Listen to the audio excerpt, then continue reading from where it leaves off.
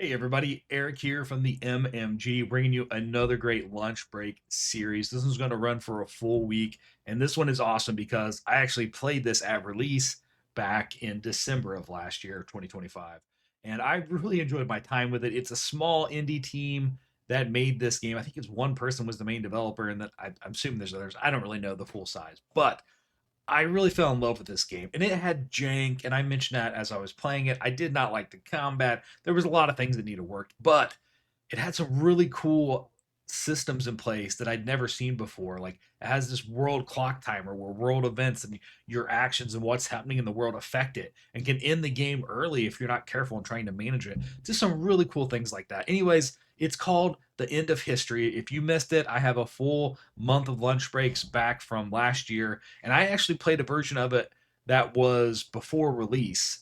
And I played most of my lunch breaks during that time, and then it released in early December, and then I finished up my lunch break series with it then. And since then, they have just done so many things. They listened to my feedback. They address some of my biggest issues, which I love. And I'm going to cover a little bit about the history of what they did here. Let's get to it real quick before we start our new series. End of History launched into early access in early December of 2025.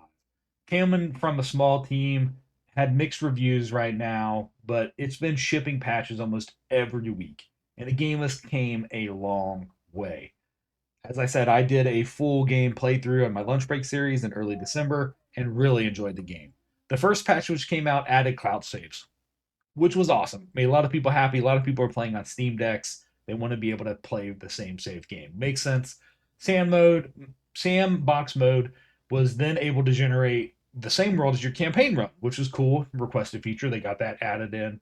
And then they were going to allow you to change your protagonist's gender, which is awesome. They added that in there, and then you can swap the face so that you can change the image right at the start.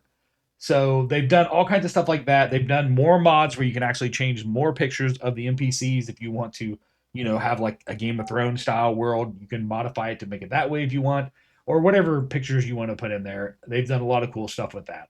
Next up, they added a click on the map in the field. This is a problem that I had. This is a suggestion I made.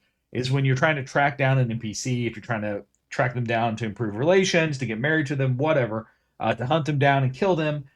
It was really hard to do. And now they've made it so you can click on the map or in the field and the game will auto route you to them. This was an amazing change. I was so happy when I read about that. All right, and there's a lot more changes, but let's get to the gameplay. Let's start this lunch break series with the end of history.